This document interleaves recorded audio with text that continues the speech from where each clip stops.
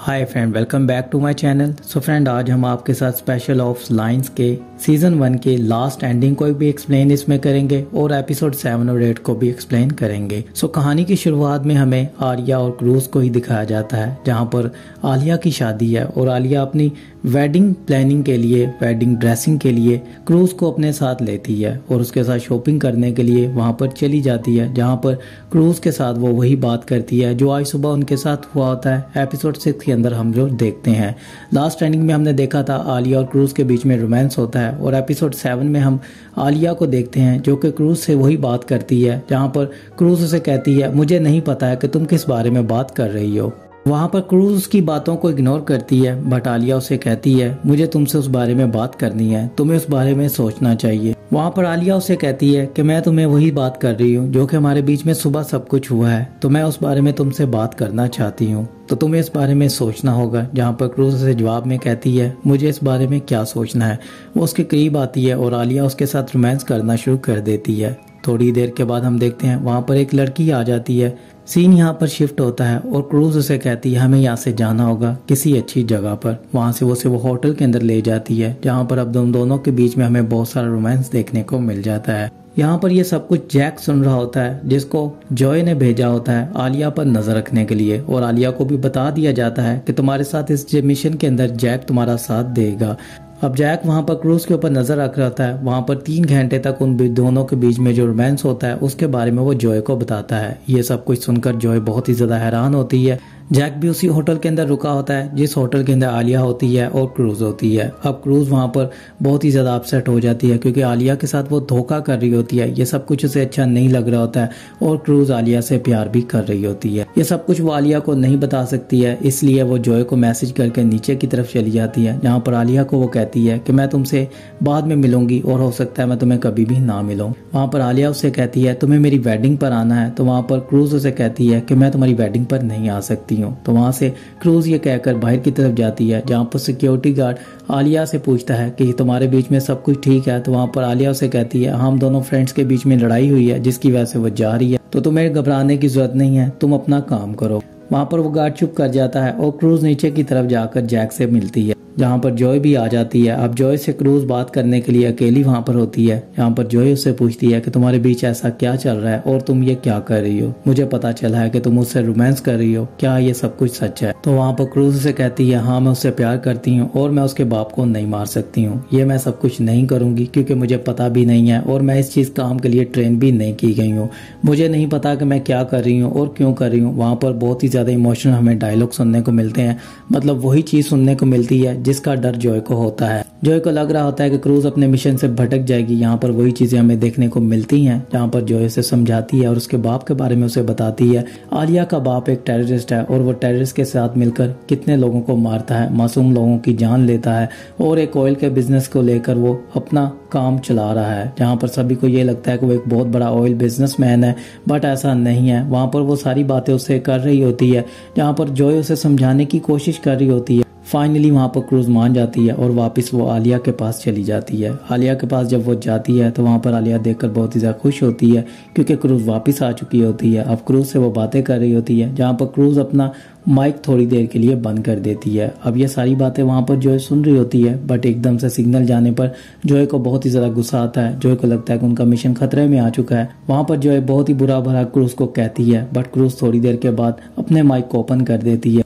उस बीच में क्रूज वहां पर आलिया को उसका वेडिंग इनविटेशन कार्ड दे देती है, जिस पर क्रूज उससे कहती है कि मैं तुम्हारी शादी पर नहीं आ सकती हूँ और तुम्हें मुझे बुलाना भी नहीं चाहिए। ये सारी बातें करते हुए क्रूज अपना माइक बाद में ऑन कर देती है, जिस पर जॉय को लगता है कि वो हमसे झूठ बोल रही है। अब जॉय को बहुत ही ज्यादा गुस्सा आ रहा होता है, बट वहां पर वो कुछ भी नहीं कर पाती है। वहां पर आलिया उसे कहती है तुम्हें मेरी शादी पर आना होगा, तुम मेरी बेस्ट फ्रेंड बनकर आओगी। तो वहां पर क्रूज उसकी बात को नहीं मना करती है और उससे वेडिंग इनविटेशन कार्ड ले लेती है। सीन यहाँ से शिफ्ट होता है। अब क्रूज को बुलाया जाता है इन्वेस्टिगेशन रूम के अंदर, जहाँ पे कैलिन भी होती है।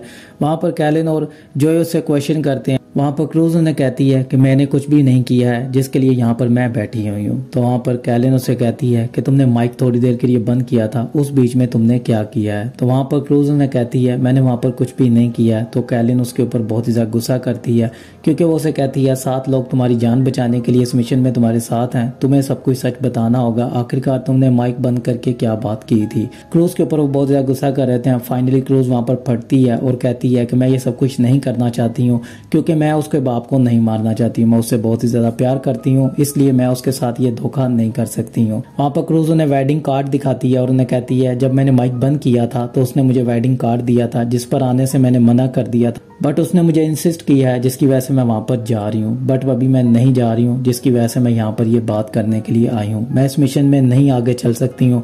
वहाँ पर कैलिन उसे समझाने की कोशिश करती है और जॉय भी उसे समझाती है, फिर से वो क्रूज को मना लेते हैं।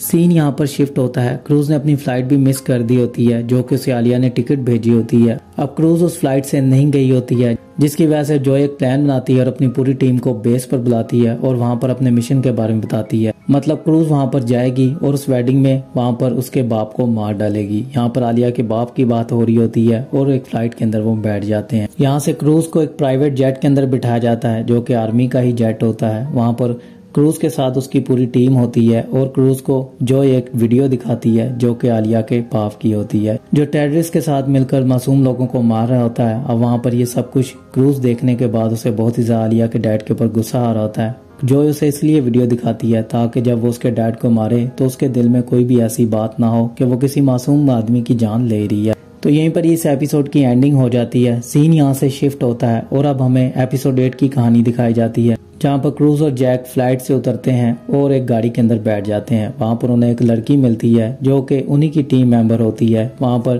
क्रूज उससे पूछती है तुम कौन हो, तो वो उसे कहती है मैं भी इसी टीम का हिस्सा हूँ, और उनके पासपोर्ट वीजा के ऊपर वो एक मोहर लगा देती है, जिससे ये प्रूव होता है कि वो इसी फ्लाइट से आए हैं, जो कि आज 11:30 बजे आ चुकी है। अब आलिया को वो फ्लाइट का अपना मैसेज करती है कि मैं इस फ्लाइट से आ चुकी हूँ और मुझे पिक करने के लिए किसी को भेज दो। वहाँ पर आलिया उसे कहती है तुम्हें एयरपोर्ट पर वेट करना होगा, तुम्हें लेने के लिए मेरा सिक्योरिटी गार्ड आ रहा है। क्रूज और जैक उतरते हैं, जहाँ पर क्रूज को लेने के लिए उसका सिक्योरिटी गार्ड आ चुका होता है और क्रूज को लेकर उस आइलैंड तक पहुँचता है जहाँ पर आलिया की वेडिंग होती है। एक बहुत बड़ा आइलैंड होता है जहाँ पर बहुत बड़े बड़े लोग आ चुके होते हैं, सबके पासपोर्ट चेक किए जा रहे होते हैं, बहुत ही ज्यादा हाई सिक्योरिटी होती है। सीन यहाँ से शिफ्ट होता है और अब हमें हेडक्वार्टर व्हाइट हाउस का दिखाया जाता है, जहाँ पर यह सब कुछ लाइव टेलीकास्ट चल रहा होता है। क्रूज उस आइलैंड तक पहुंच चुकी होती है और यहाँ पर अब हमें रेवन को दिखाया जाता है, जो कि अब सारे कमेटी मेंबर्स को बता रहा होता है, जितने भी वहाँ पर मेयर्स होते हैं, जो भी वहाँ पर जनरल्स बैठे होते हैं।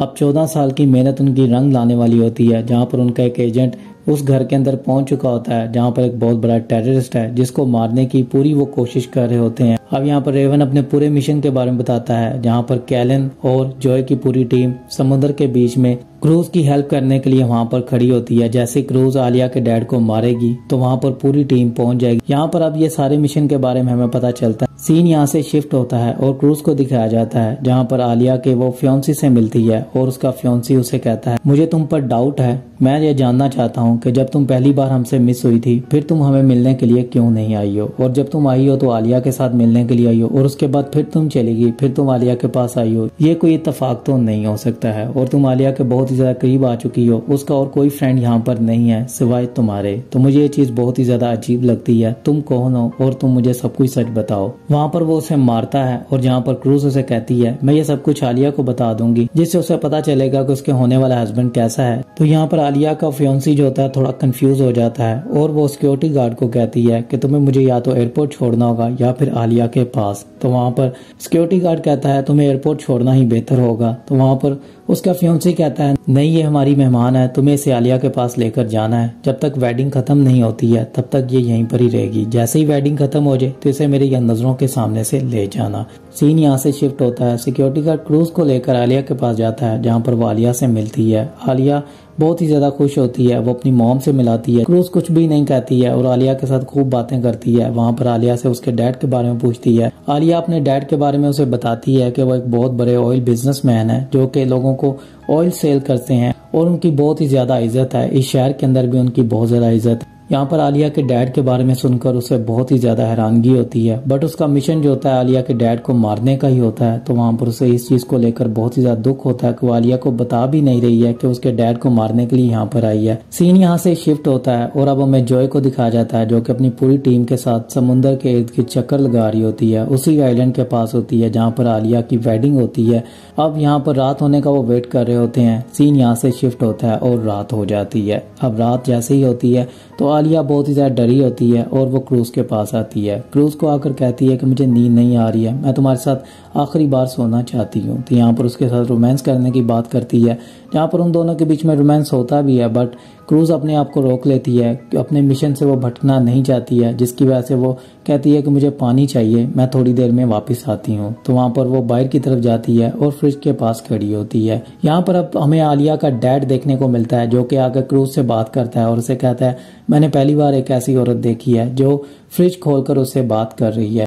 तो वहाँ पर क्रूज उसकी तरफ देखती है और वहाँ पर आलिया का डैड उसे कहता है कि तुमने पैंट भी नहीं पहनी है, बट कोई बात नहीं, मैंने अपनी बहुत सारी बच्चियों को ऐसे देखा है, मेरी बहुत सारे बच्चे हैं जिनको इस हालत में मैं देख चुका हूँ, तुम्हें मुझसे ज्यादा अनकंफर्टेबल होने की जरूरत नहीं है। वहाँ से क्रूज जाने लगती है और आलिया का डैड उससे पूछता है तुम्हें क्या चाहिए था जो तुम यहाँ पर खड़ी हुई थी। तो वहाँ पर उसे वो पानी की बोतल्स के बारे में कहती है, तो उसे वो फ्रिज से पानी की बोतल निकाल कर देता है और उसे ये कहता है कि फ्रीजर के अंदर हम पानी नहीं रखते हैं। तो यहाँ से वो पानी की बोतल लेकर जा ही रही होती है तो वो आलिया का डैड उसे रोकता है और उसे एक चीज चखने के लिए बोलता है जो कि एक स्वीट्स होती है। अब वहाँ पर उस स्वीट्स को चखने के लिए वो खड़ी हो जाती है और दूसरी तरफ हम आलिया के फियोंसी को देखते हैं जो कि क्रूज के बारे में जान लेता है कि वो एक आर्मी ऑफिसर है जो कि यहाँ पर इस मिशन पर आई है। यहाँ पर भागते वो अपने फादर इन लॉ के पास आता है और वो क्रूज के पास खड़ा होता है। वहाँ पर वो कहता है कि ये एक आर्मी ऑफिसर है और वहाँ पर उसके ऊपर हमला करने लगता है, जहाँ पर क्रूज आलिया के फियोंसी को बहुत ही बुरी तरह मार देती है और उसको मारने के बाद फौरन वो आलिया के डैड को मार देती है, बहुत ही बुरी तरह मारती है। यहाँ पर ये सीन बहुत ही आउटस्टैंडिंग देखने को मिल जाता है। तो वहाँ पर क्रूज अब उन दोनों को मारने के बाद वहाँ से भागती है। क्रूज किसी तरह भागते हुए बीच तक पहुंचती है। वहाँ पर अब जॉय भी पहुंच चुकी होती है क्योंकि जॉय को सिग्नल मिल चुका होता है कि क्रूज ने अपना काम कर दिया है। तो वहाँ पर जॉय आकर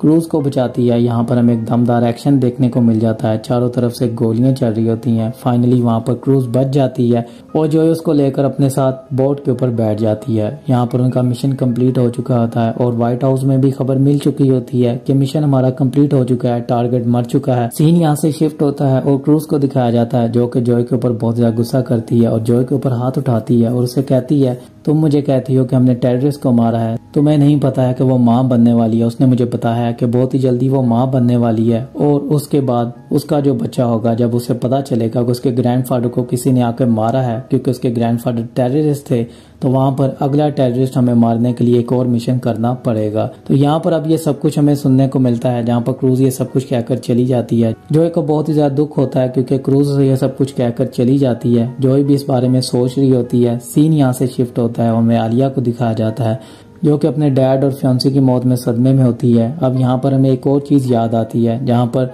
आलिया क्रूज को कह चुकी होती है कि मुझे झूठ बोलने वालों से नफरत है, अगर तुमने मुझसे झूठ बोला और मुझे धोखा दिया तो मैं तुम्हें छोड़ूंगी नहीं। तो यहाँ पर इस चीज से तो साबित होता है आलिया के उस डायलॉग से कि अभी स्पेशल ऑप्स का जो मिशन है वो खत्म नहीं हुआ है। और यहाँ पर क्रूज भी जॉय को एक चीज कहते हुए हम सुनते हैं, जहाँ पर क्रूज ये कह चुकी होती है कि अब आलिया के पास एक बच्चा होने वाला है जो कि बहुत ही जल्दी बड़ा होके एक टेररिस्ट बनने वाला है। तो यहाँ पर ये सारी बातें सुनने के बाद ये चीज तो कंप्लीट होती है कि स्पेशल ऑफ सीजन 2 भी हमें देखने को जरूर मिलने वाला है। अब सीन यहाँ से शिफ्ट होता है, क्रूज इस मिशन को छोड़ चुकी होती है, क्रूज अब सब कुछ खत्म कर चुकी होती है, क्रूज का मिशन कंप्लीट होता है। क्रूज जॉय को कहती है मैं तुम्हें दोबारा कभी भी तुम्हारे साथ कोई मिशन नहीं करना चाहती और ना ही मैं कभी करूंगी। और हमें जॉय को दिखाया जाता है जो कि अपनी वापस फैमिली के पास आती है और यहीं पर ही इस सीजन का एंड हो जाता है। सो फ्रेंड, फाइनली इस सीजन की एंडिंग हो चुकी है। अगर आपको वीडियो अच्छी लगी हो तो लाइक कर दें, शेयर कर दें, चैनल को सब्सक्राइब कर दें। इसके अलावा मैंने एक और चैनल बनाया है जिसका डिस्क्रिप्शन में मैं लिंक दे दूंगा, वो एक रिव्यू को लेकर मैं चैनल बना रहा हूं, स्क्रीन और रिव्यू के नाम से। सो अगर आप आने वाली फिल्मों के बारे में रिव्यू जानना चाहते हैं जिसमें मैं ट्रेलर, मूवीज और वेब सीरीज का रिव्यू करूंगा, उनके ट्रेलर्स को लेकर, उनकी मूवीज को, वेब सीरीज को लेकर, सो उस चैनल को भी जरूर सब्सक्राइब करिएगा। मिलता हूँ आपसे नेक्स्ट वीडियो में, अपना ख्याल रखिएगा, टेक केयर, बाय।